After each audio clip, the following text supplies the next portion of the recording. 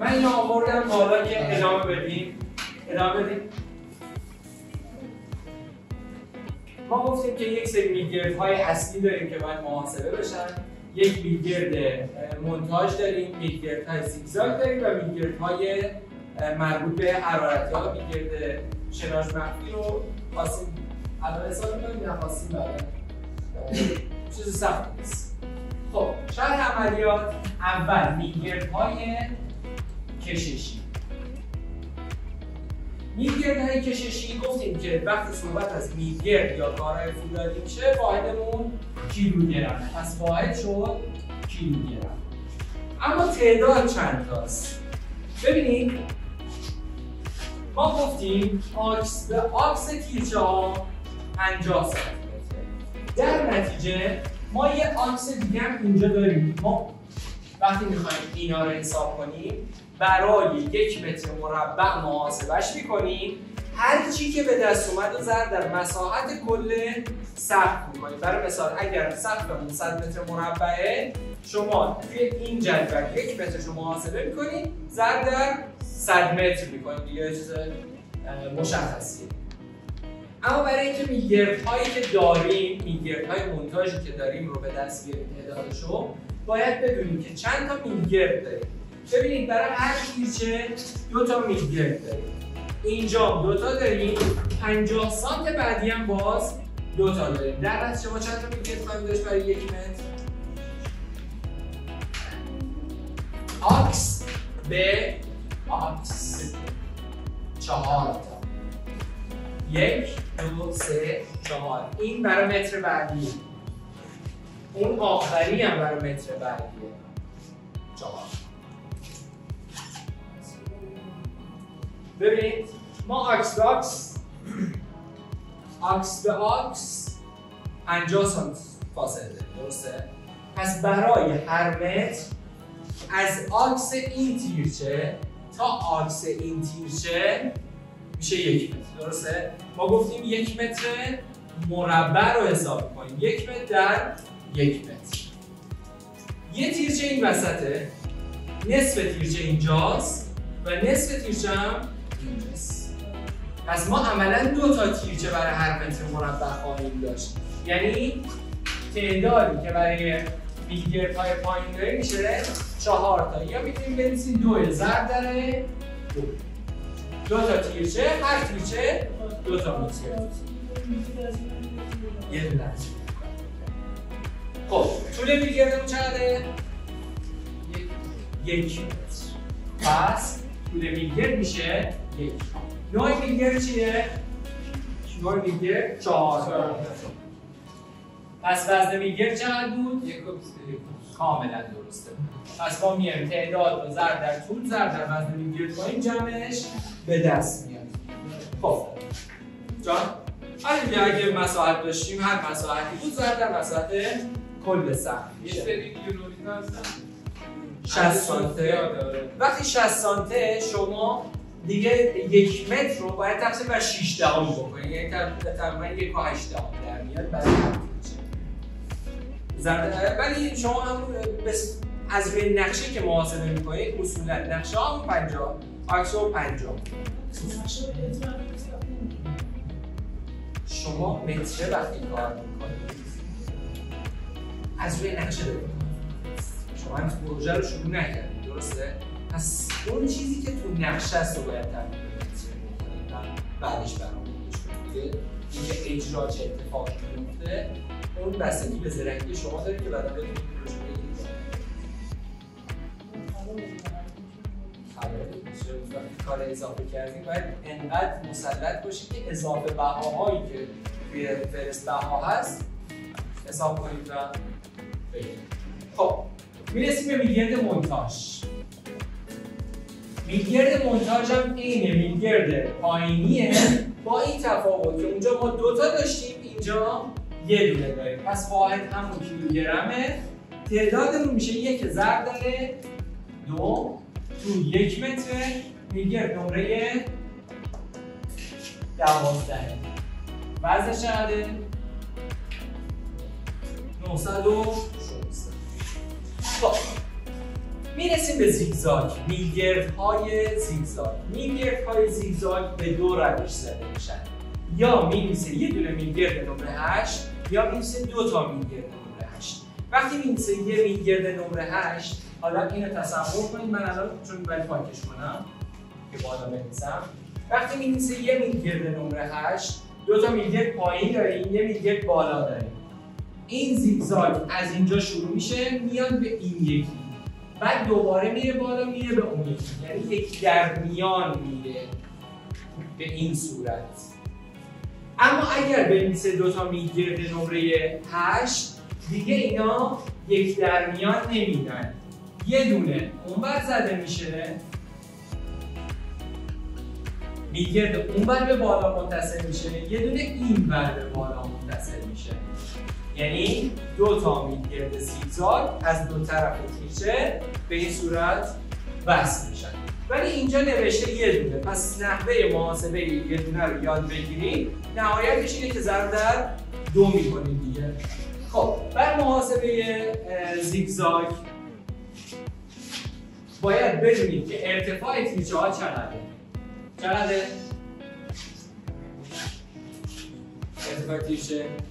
ارتفاع تیرچه توی نقشه ها 25، ولی معمولا میگن 26 یا 27 زده بشه که حداقل 1 سانت یا 2 سانت بالاتر از تیرچه گذاشته بشه، بالاتر از یونولیت یا بلوک گذاشته بشه که اون میلگرد حرارتی به یونولیت نچسبن و فاصله داشته باشه و بتون خورد داشته باشه.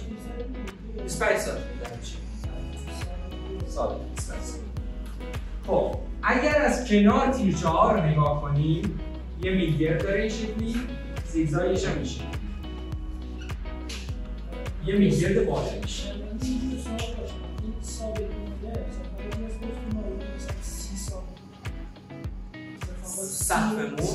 سقفمون اگه بشه 35، ارتفاع تیرچه میشه 30.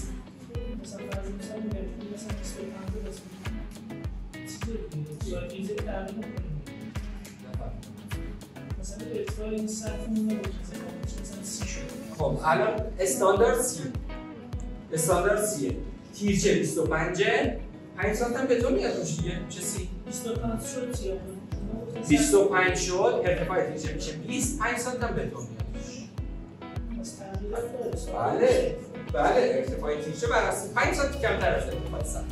دقیقاً. ولی الان چیزی که رایجه همون ارتفاع سقف 30 سانتیه که برای تیرچه‌های 25 سانتی استفاده میشه.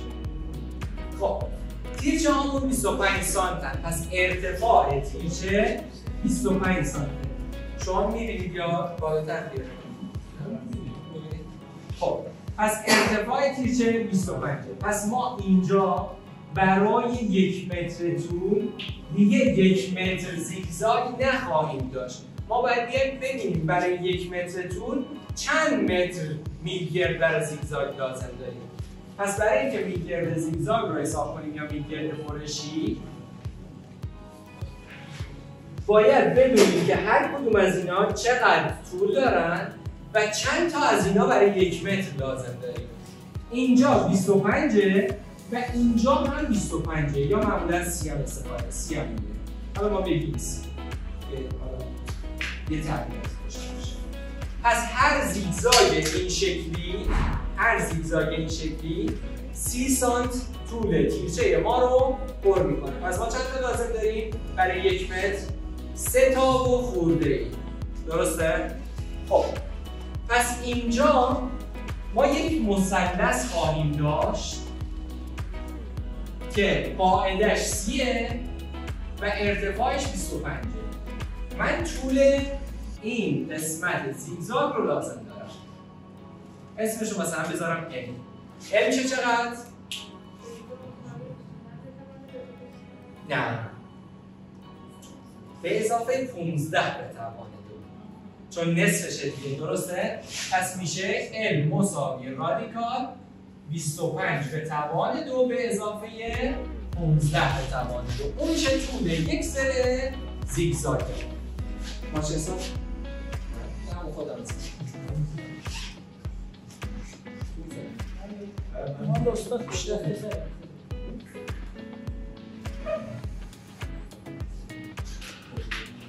میشه 29 و 15. پس طول یک زدمون شد 29 و 15. ما دوتاش میشه طول 30 سانتی. پس 29 و 15 رو ضرب در 2 میکنیم. میشه چقدر؟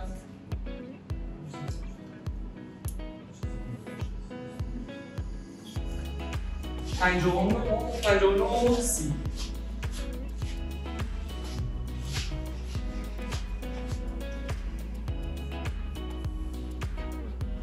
خب الان ما چند تا گفتیم از این لازم داریم؟ 1 متر تقسیم بر 3 دهم. این میشه چقدر؟ میشه 3 و 33 دیگه، درسته؟ 3 و 33 ضرب در 59 و 30. اینو دیگه حساب 58 و 30. بله. خب الان اون حساب کنیم. یعنی میشه 1 متر و 94 سانتی. پس برای 1 متر تیرچه ما 1 و 94 زیگزاگ لازم داریم. پس اینجا توی قسمت طول می‌نویسیم 1 ممیز 94. میلیون نمیدونم که نمره 8.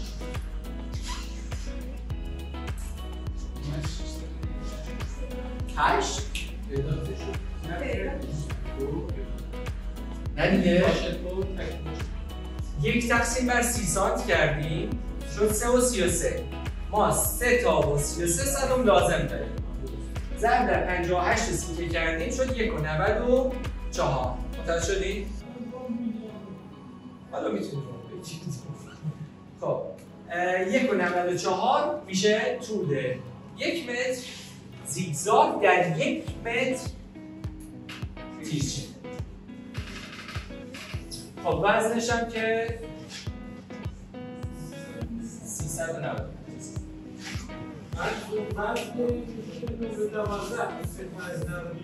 آره 925 از 88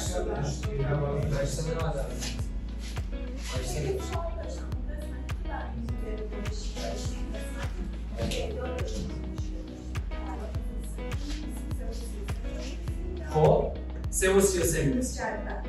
توی تعداد یه دونه است، چون ما طول کلش رو در 1 متر به دست آوردیم، برای همین باشه اون تعداد 2 بنویسیم. در 8 باشه البته یه نمی‌نویسیم، ببخشید 2 میشه.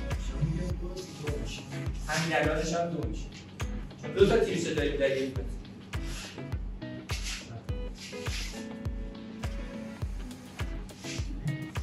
خب یه دونه میگرد حرارتی داریم.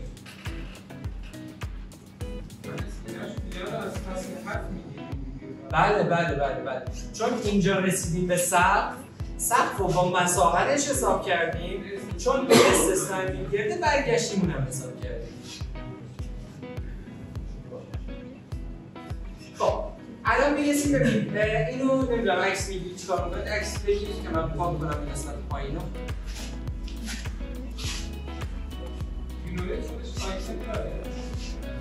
نه ببینید اینجا حساب شده، همه چی حساب شده، غیر میگیرید. عکس گرفتید؟ بله. خاموش شد میشیم؟ نه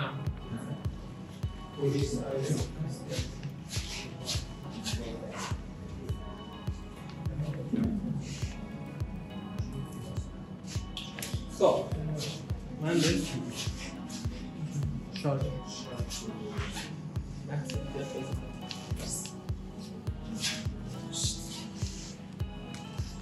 خب یه قسمت پایین کار کنم که چیزم حساب کنیم،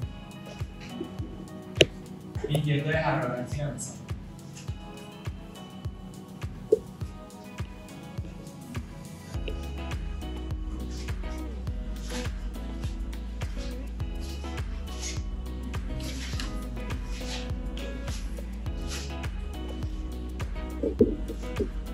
خب میگردهای حرارتی گفتیم که هر 25 سانت گذاشته میشن. یعنی اگر 1 متر در 1 متر داشته باشیم، هر 25 سانتی گذاشته بشن چی میشه؟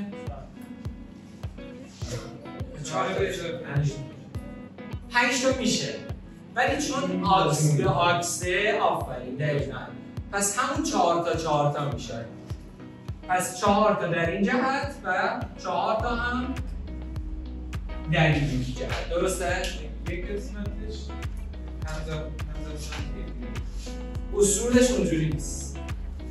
اصولش اینه که روی اونم گذاشته بشه، چون تمام نقشه‌ها 25 سانتیه. اون میلیارد مونتاژ رو میان به قول شما اینجوری حساب کنن، ولی روی میلیارد مونتاژ هم اصولا اینه که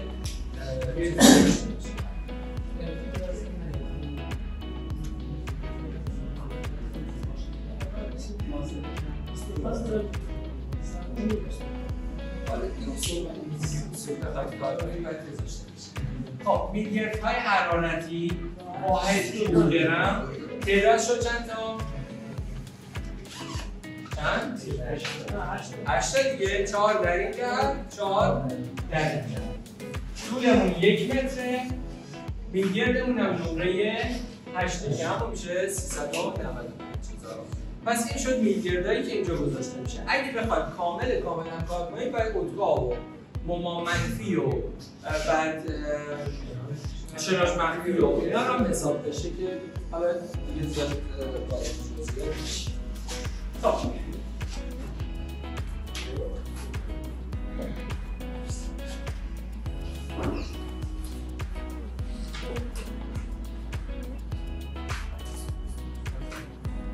خب میرسیم به فصل 11 آجرکاری و شفت‌ریزی. آجرکاری و شفت‌ریزی، ببینید اینم توضیح بدم.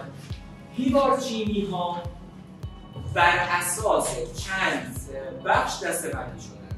بخش اولش بر اساس ضخامت دیواره. ما توی دیوارچینی ها 2 مدل واحد خواهیم داشت، یا واحدمون متر مربع یا واحدمون متر مکعب.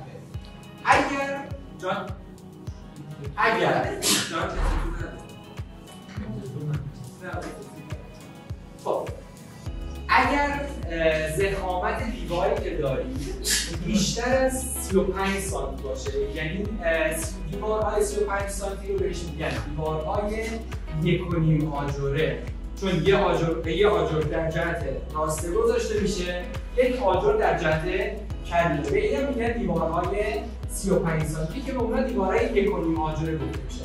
حالا میتونه بیشتر هم باشه، میتونه 2 آجره باشه که ضخامتش به 40-45 هم برسه، ولی همالا آره 1.5 آجره و بیشتر رو بر اساس متر مکعب حساب کنن. یعنی شما طول رو باید حساب کنید ضرب در عرض ضرب در ارتفاع. ولی دیوارهای 1 آجره و نیم آجره، 1 آجره میشن دیوارهای 20 سانتی، نیم آجره میشن دیوارهای 10 سانتی یا همون تیره هامون، پارتیشن هامون. 1 آجره و نیم آجره رو میان بر اساس متر مربع حساب میکنن. متر مربع یعنی چی؟ یعنی طول ضرب در ارتفاع. دیگه به ضخامتش کاری نداریم. اما غیر از ضخامت دیوارمون اومده بر اساس ملات و آجری که توی اون دیوار استفاده شده هم تقسیم بندی شده.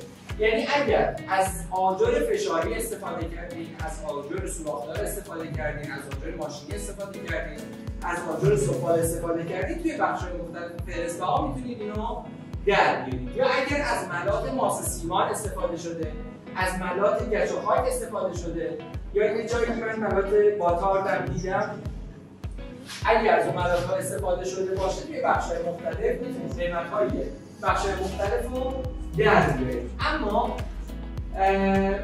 برای ملات ماس سیمان مثلا نوشته که 1:5 یعنی 1 پیمانه سیمان 5 پیمانه ماسه میاد بر اساس این تقسیم بندی رو انجام میده. مثلا حالا بریم جلوتر بریم امکان داره نسبت‌های دیگر رو هم ببینیم.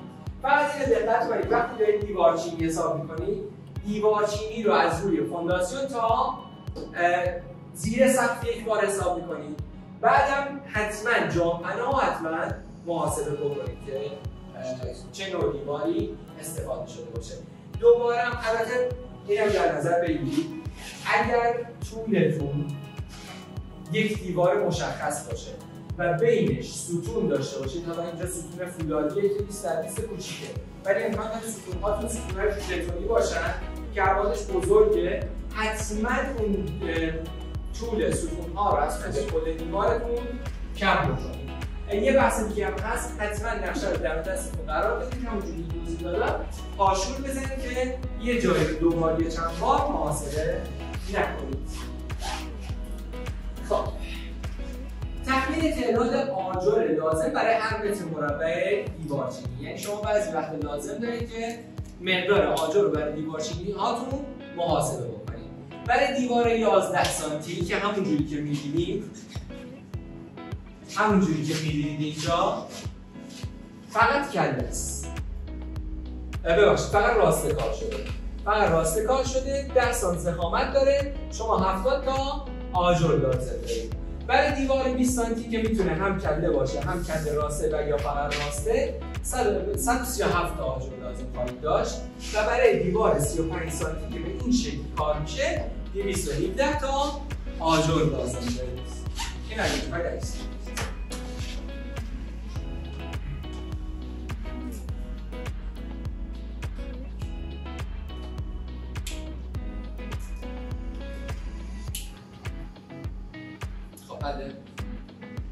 میرسیم به مقدار سیمان مصرفی توی ملاط‌ها. سیمان مصرفی که توی ملاط‌ها استفاده میشه بر اساس نوع ملاطتون متفاوته. مثلا ملاط سیمان 1:6، ملاط سیمان ماسه سیمان 1:5، ماسه سیمان 1:4 و 1:3 که توی محل‌های مختلف استفاده میشن. 200، 225، 285، 360 و میاد پایین ملاط ماسه بادی سیمان 1:4، ملاط باتار 129. ملاط باتار از چی درست میشه؟ ماسه سیمان اون سوم میشه آهک. ماسه سیمان آهک که 9 واحد آهک گرفته میشه. ببخشید 2 واحد آهک، 1 واحد سیمان و 9 واحد ماسه. بعد ملاط سیمان و کجا خاک سنگ که 113 هست و الی آخر. این هم عکس بگیرید که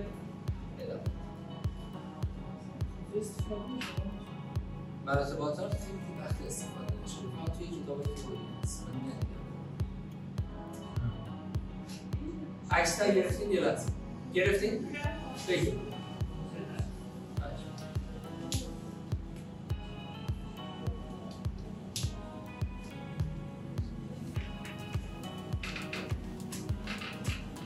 خب اندودکاری و بندکشی که توضیح دادیم. اندودکاری شامل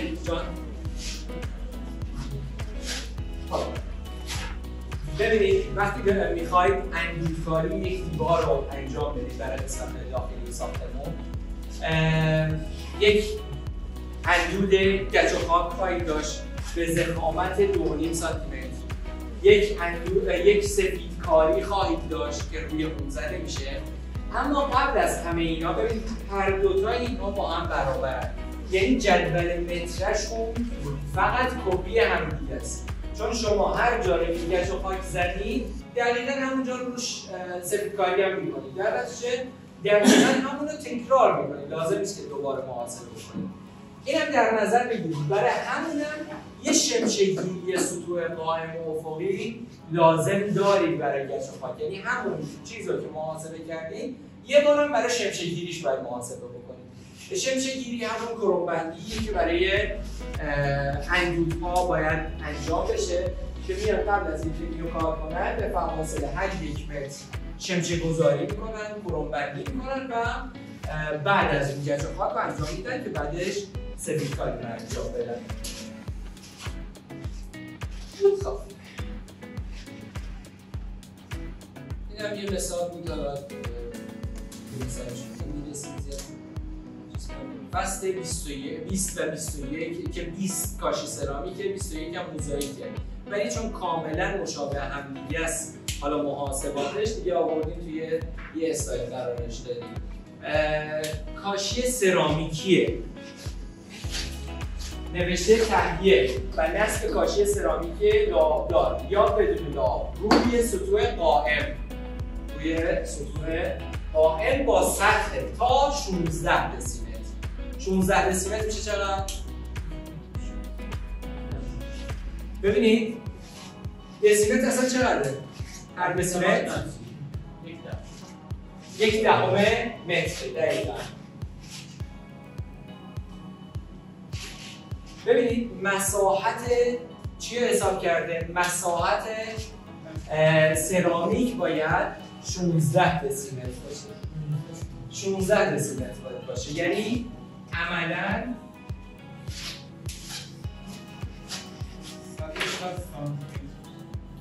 میشه 110. ببینید 16 دسیمتر یعنی 40، یعنی میشه 4 دسیمتر. بله در 4 دسیمتر، درسته؟ که میشه 40 سانت در 40 سانت. چرا؟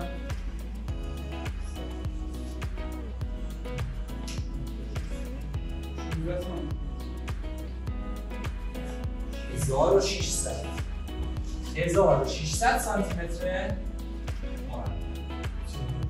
40 در 40 اون 4 دسیمتر در 4 دسیمتر.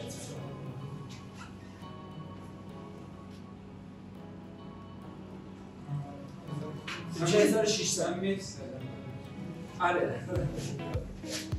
خب پس دسیمتر رو حتما دقت کنید که برابر 1/10 متره. حتی میتونید اون رو مثلا 14 در 14 هم بذارید که بر حسب متر هم به دست بیارید.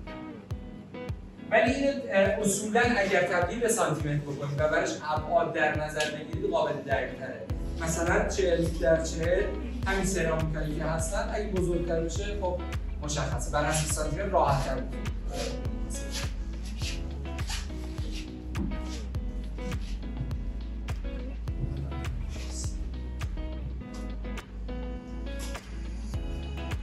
خب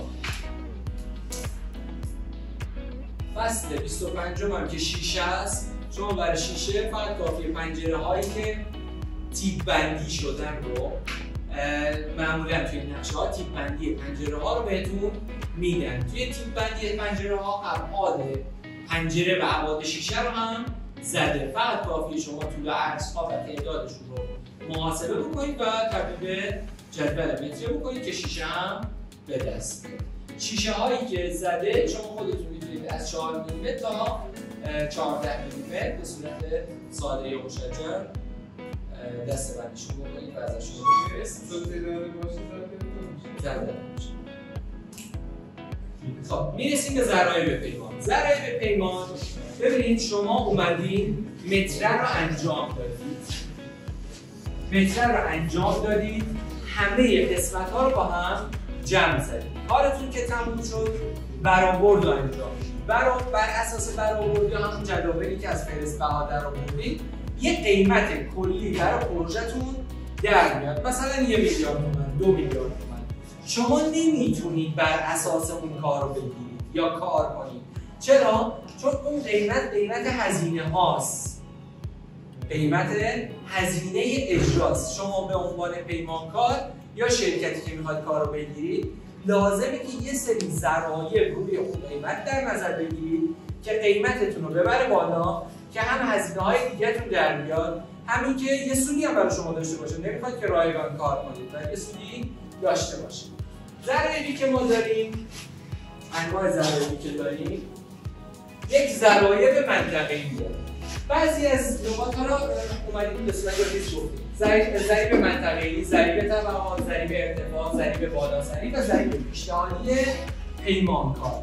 هر کدوم از این ذرایع قیمتتون رو بالاتر میبرن تا جایی که شما آخر سر ضریب پیشنهادی خودتون رو برای مقدار سود خودتون میدید. ولی اینا ذرایعی هستن که برای دوباره هزینه کردن به شما میدن، یعنی به عنوان سود محاسبه نمیشن. اینها دوباره روی اونا هزینه میشن. مثلا شما اومدید تیرچه رو گرفتین، تیرچه رو براتون میارن پای کار. این که بره طبقه 5 براتون هزینه داره، در نتیجه ضریب طبقات باید بیاد اونجا محاسبه بشه و در قیمتتون ضرب بشه. همه این ضرایب هم عددی هستن بالاتر از یک، مثلا 1 و 500 1 و 600 1 و 500 یعنی اینکه 5% قیمتتون رو بالا میبره، 1 و 600 یعنی 6% قیمتتون رو بالاتر میبره. خب ضریب بالاسری هم بابت هزینه‌های اضافه یه شرکت داده میشه، چون غیر از اون که مثلا شما طبقات رو میبرید بالا، شما اونجا چیز دارید، تجهیز کارگاه دارید، برای تجهیز کارگاهتون هزینه تلفن دارید، هزینه مثلا خورد و خوراک افراد رو دارید، صبحانه ناظر رو دارید، دقیقاً همه اینا رو دارید، اونا میشن هزینه‌های بالاسری شما. خب ضریب منطقه‌ای یک سری از ساختمان‌ها یا پروژه‌های عمرانی و غیر عمرانی اومدن توی یک سری از مناطق قرار گرفتن که دسترسی به اونجا خیلی سخته. مثلا مصالح تهیه کردن سخته، رفت و آمد شما سخته، برای همین ترجیح میدید که کار نگیرید. برای اینکه کار رو بگیرید یه مقدار قیمت رو میبرن بالا.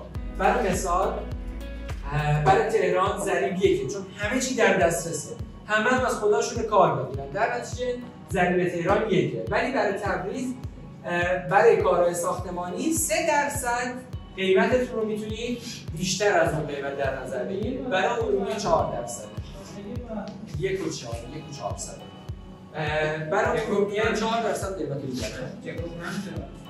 چه 1 و 5 چند ماه پیش دیگه با بله 4. آره چه قبلی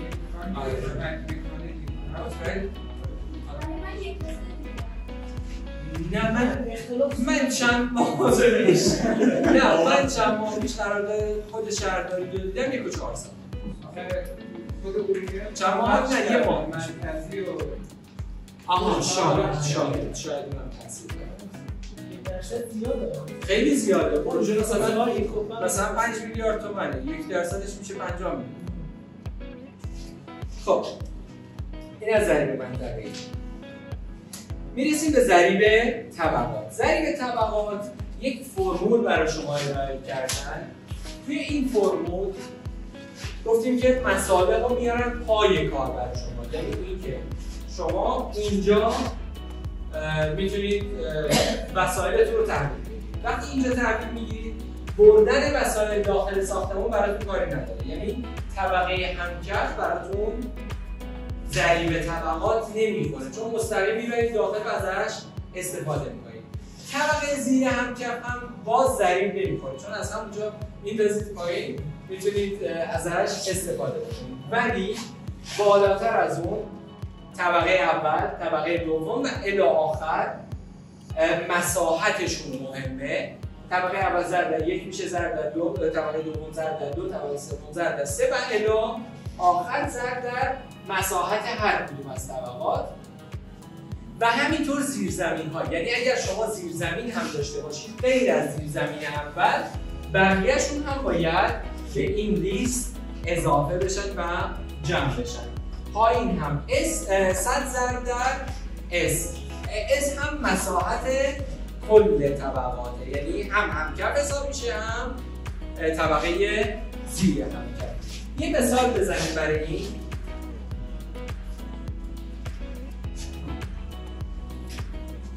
خب فرض کنید این ساختمون رو ما داریم. این ساختمون یک طبقه همکف داره و دو طبقه هم زیر زمین داره. در نتیجه اینجا این طبقه محاسبه میشه و تمام این طبقات هم حساب میشن. من اون رو پاک کنم، اینو به عنوان یه مثال حل می‌کنم.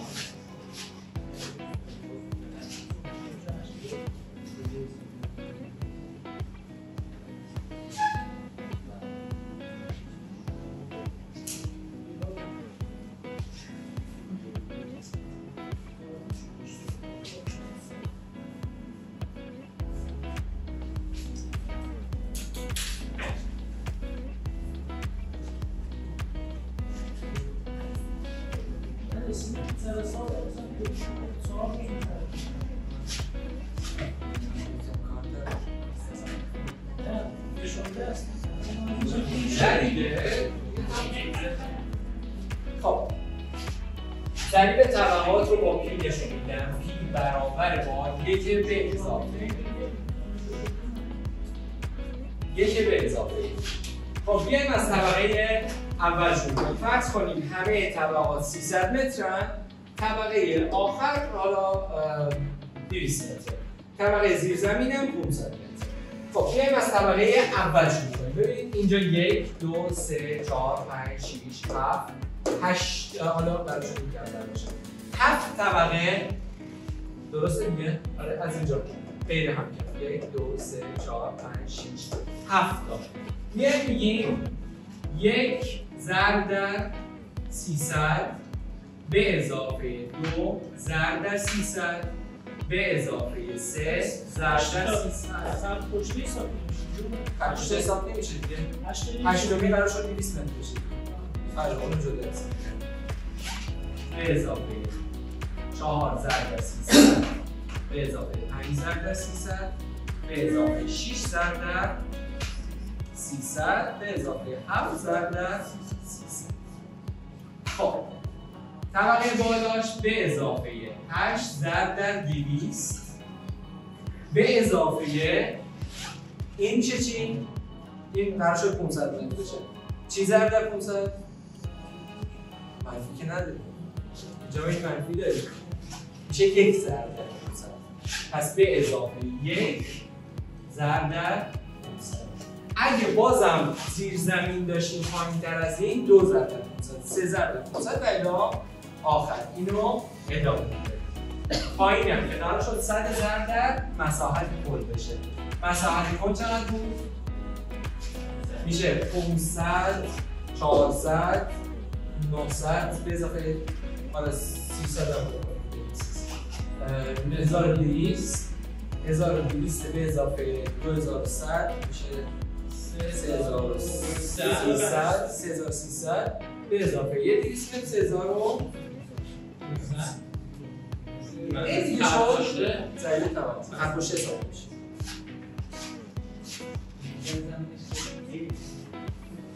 این اجرا شده. نمیدونید کدومه؟ نه.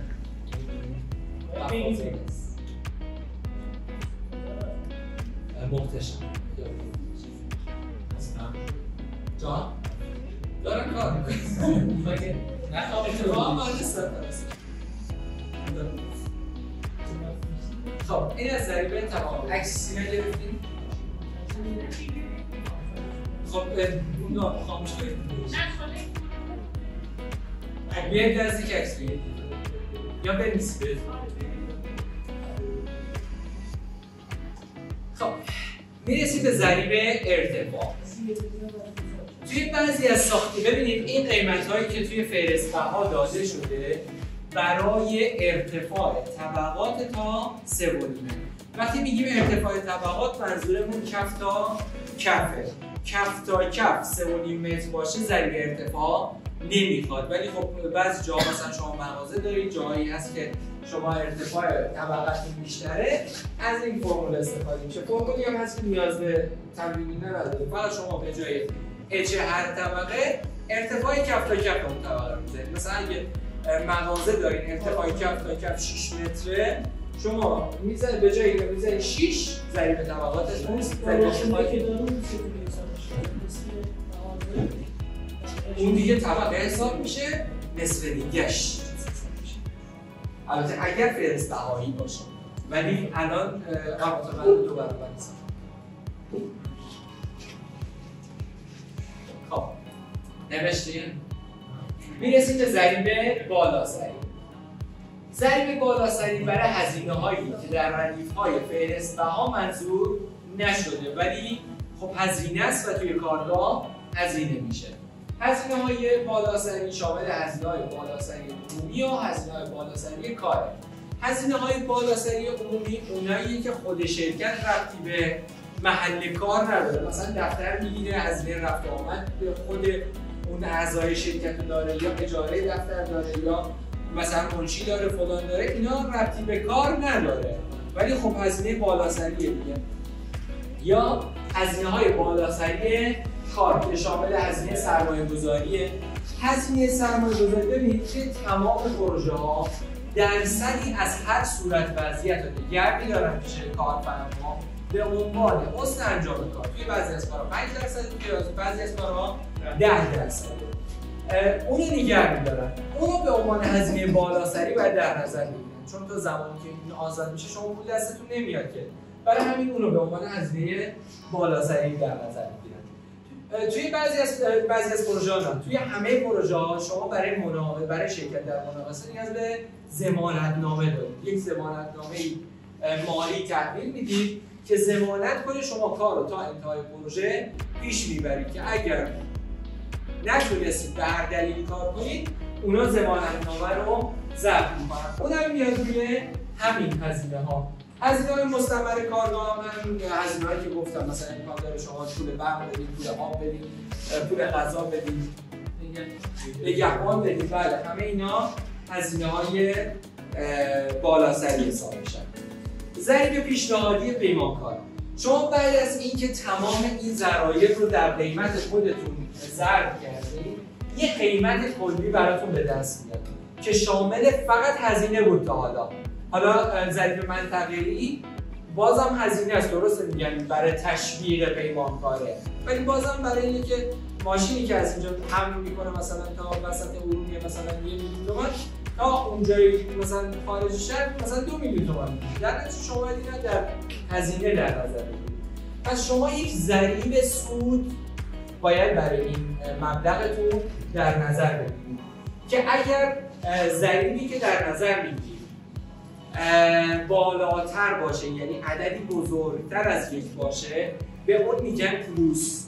یعنی شما میگن مثلا 20% پلوس داره، یعنی اگر 1 میلیارد تومان برآورده هزینه‌تون بوده، شما 1.200 قیمت دادید و اون 200 میلیون به عنوان سود در نظر گرفته میشه.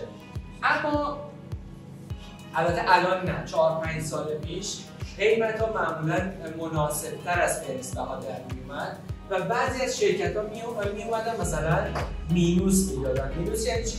یعنی مثلا 1 میلیارد تومان هزینه پروژه بوده، میاد مثلا 5% مینوس میده، یعنی 950 میلیون تومان قیمت داده که معمولاً هم حالا قبلا سود می‌کردن ولی الان با پلوسش هم ضرر می‌کنن. ولی اینو در نظر بگیرید، پلوس و مینوس رو برای بشه.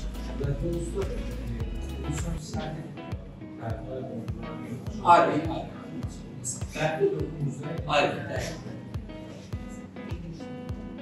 ولی من اتفاقا هفته قبل مسکن شهرسازی حساب کردیم 100% پوست دادیم برای راهسازی معاملی بیشتر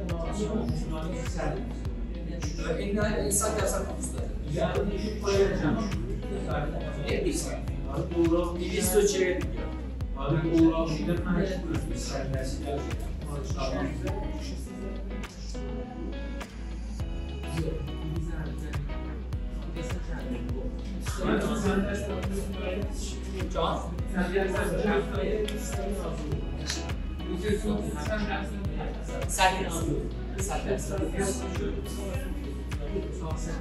برآورد پروژه 120 میلیارد بود، این 240 میلیارد.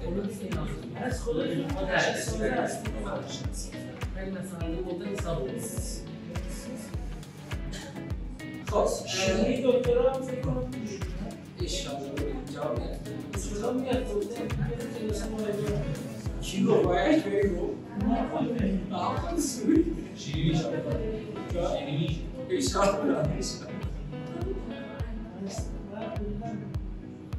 صحبت کردم کلا گفتم رایگان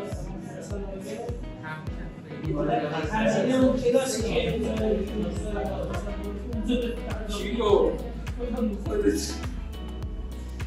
خب ضریب بالاسری که با توجه به شیوه برگزاری مناقصه در نظر گرفته میشه، اگر مناقصه باشه ضریب بالاسری برابر 1.3 یعنی 30% ضریب بالاسری. اگر از طریق ترک تشریفات مناقصه باشه، یعنی خودشون یه شرکتی رو معرفی کنن همون رو بگن که این کار برامون انجام بده دیگه ضریب بالا سری 1.2 خواهد بود. اما اگر طرح غیر عمرانی باشه و ملامسه برگزار بشه ضریب بالا سریش 1.41 که معمولا سعی میکنن که شرکت‌ها توی اینا بیشتر کار بکنن چون به قول شما 10-11% واقعا ضریب. خب غیر عمرانی‌ها ضریب بالا سری که ترک تشریفات داشته باشه 1.3 هزینه‌های بالا سری طرح‌های عمرانی به این صورت محاسبه میشه. سود برای طرح‌های عمرانی سود و مالیات 11% در نظر گرفته، هزینه‌های دفتر مرکزی 2.5%، هزینه‌های کارگاهی 7.85%، بیمه رو حساب نکرده، البته باید بیمه رو حساب بکنیم چون بیمه جزء درآمد ضمانتنامه رو 1.5%، هزینه آزمایشگاه رو 0.2% که در نهایت به 1.3% رسیده. برای پروژه های غیر عمرانی هم البته برای غیر عمرانی هم رسیده به 1.40 جان؟ بیمه زیاده دیگه تو آره بیمه 6%. خب میرسیم به صورت وضعیت. انواع صورت وضعیتی که داریم دو نوع صورت وضعیت داریم. صورت وضعیت ها یا موقتن یا قطعی هستند. صورت وضعیت ها رو معمولا پیمانکار سعی می‌کنه ماهانه هر ماه یک صورت وضعیت بده که ببینه چقدر کار کرده و بتونه بودجه‌شو از اونجا بگیره. کارفرما هم 10 روز وقت داره که مبلغ رو پرداخت کنه، حالا اصلاح کنه و مبلغ رو پرداخت کنه. 10 روز مشاور 10 روز کار بله 10 روز مشاور 10 روز کار پارسال میدونم پایان شهرداری رو آره بعد فقط اینو دقت کنید وقتی صورت وضعیت می‌نویسید معمولا سعی کنید صورت وضعیت‌ها رو تجمیعی بنویسید، یعنی هر صورت وضعیت موقت که نوشته میشه صورت وضعیت قبلی هم روش بیاد و به ترتیب اینا از صورت وضعیت قبلی کم بشن و وقتی پروژه تکمیل میشه یه صورت وضعیت قطعی حالا توی ظرف مدت 3 ماه نوشته میشه و تحویل داده میشه و کارفرما و مشاور باید بعد از تحویل قطعی رو پرداخت کنه. خب نمونه صورت وضعیتی هم که اینجا هست حالا نمیدونم بتونید ببینید یا نه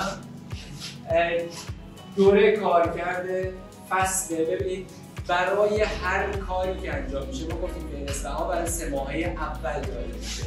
توی اون 3 ماهه های بعدی که ما خواهیم داشت دوباره سازمان برنامه بودجه میاد یک سری شاخص میده که میگه قیمت ها انقدر افزایش پیدا کرده، در نتیجه فصل کار خیلی برامون ملاکه و چند روز و چند قسمت از کار توی اون فصل انجام شده برامون مهمه، پس اینا نوشته میشه. مبدأ صورت وضعیت فعلی، مبدأ صورت وضعیت قبلی. گفتیم که به صورت تجمیعی نوشته بشن. وقتی به صورت تجمیعی نوشته بشن مبلغ صورت وضعیت فعلی از قبلی که کم بشه مبلغ صورت وضعیت جایی به دست. بعد ما با تفاوت دو صورت وضعیت رو اینجا بنویسیم. فقط اینو دقت کنید نسبت مدت کارکرد الان توضیح خواهم داد توی اسلاید بعدی هست. نسبت مدت کارکرد در دوره به مدت کل کارکرد.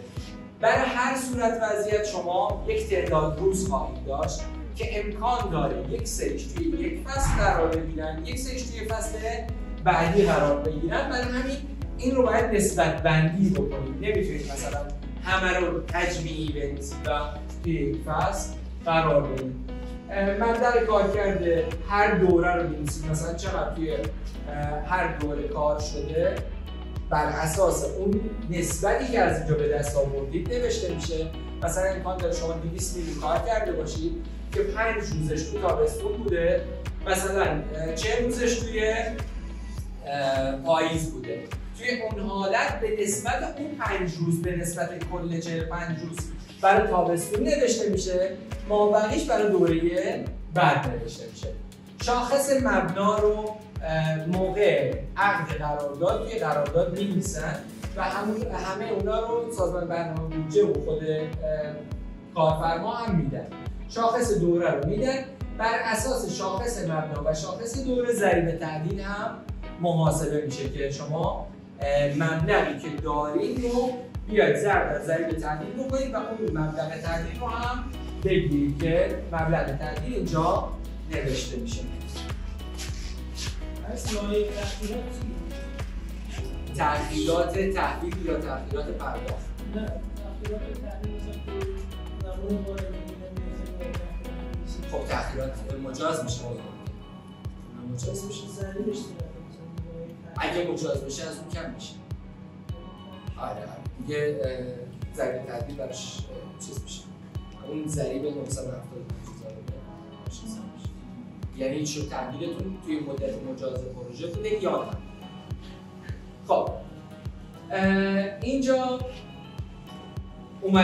اومدیم ببینید ما یک صورت وضعیت شماره 2 داریم، یک صورت وضعیت شماره 3 داریم.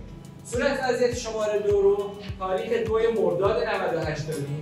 صورت وضعیت شماره 3 رو 10 آذر 98 داریم. یعنی پروژه توی 2 فصل انجام شده، تابستون و سه ماهه دوم و سوم. دقیقاً مبلغ هم چقدر بوده؟ 150 میلیون تومان، چون اختلاف این دوتا باید به دست بیاد. ما باید محاسبه بکنیم که چقدر از این روزها داخل سه ماهه دوم بودن، چقدر از این روزها داخل سه ماهه سوم بودن. اینو حتما باید بر اساس تعداد روز و حالا خواستید تمرین میتونید جلو دستتون بذارید و تعداد روزها رو محاسبه بکنید.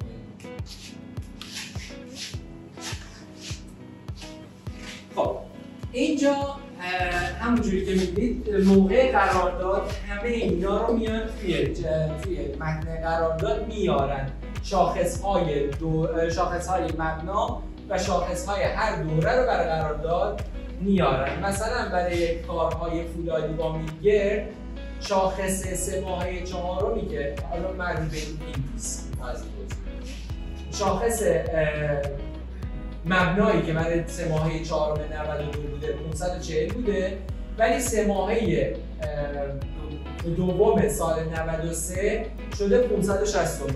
ما میایم بر اساس این شاخص ها که از روی این ضریب، از روی این ضریب تعدیل شاخص دوره‌ای که کار شده، چه دوره‌ای کار شده، تقسیم بر شاخص مبنا منهای 1 ضرب در 95 صدم. این میشه ضریب تعدیلی که توی جدول قبلی ما داشتیم. مثلا اینجا رو نگاه کنید، ضریب تعدیل برای این نمونه 417/8 تقسیم بر 500 اشتباه نوشتم، تقسیم بر 532 منهای 1 شده، اینجا شده منفی.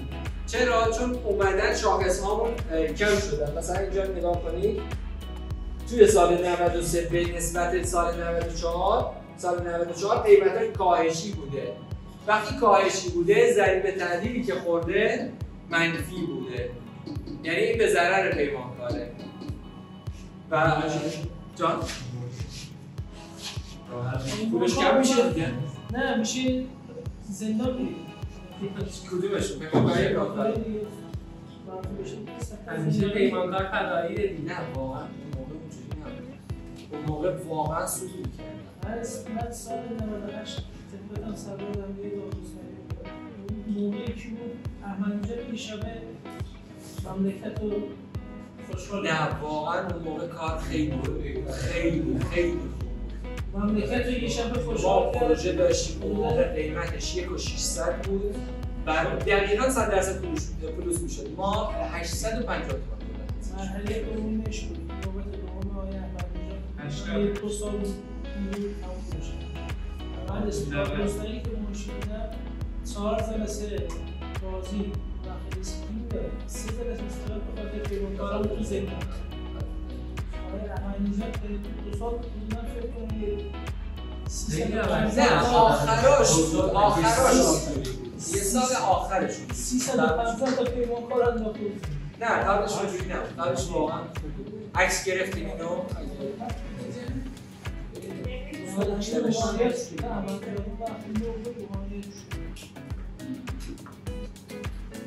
خب یه مثال هم اینجا آوردیم ببینید.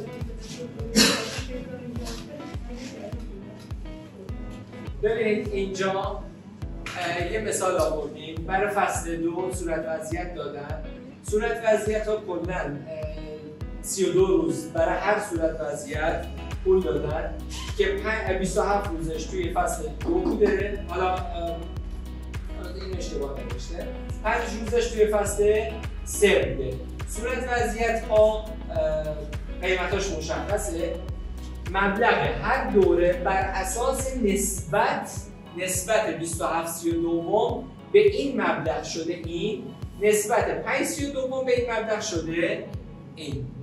شاخص مبلغی که دادن 433، شاخص دوره دادن 497. دوباره 497 و 433 رو تقسیم بر 497 که بکنیم منهای 1 ضرب 97 95 صدم 14 صدم. 14 صدم ضرب در قیمت مبلغ دوره که بشه، ببخشید ضرب در قیمت صورت وضعیت بشه، مبلغ تعدیل به دست میاد. برای این یکی هم همین جریانه، چون 5 روز از این دوره بوده شده 16 صدم. 16 صدم ضرب در بشه مبلغ به دست میاد و شما بر اساس همین فرمول میتونید ضرب تعدیل هاتون رو محاسبه بکنید. فقط دقت کنید که شاخص هاتون رو درست در بیارید برای هر قسمت از ضریب 95 صدم ثابت می‌سازیم برای زمانی که پروژه توی زمان غیر از زمان مجاز تحویل شده باشه. اگر توی زمان مجاز تحویل بشه 975,000. ولی توی تمام ضرایب تعدیل معمولا 95 صدم میشه، ولی چون معمولا غیر مجاز تحویل میدن، هیچ تو زمان مجاز تمامش نمیشه. خسته نباشید. ان شاءالله که مفید باشه. کلاس براتون دیگه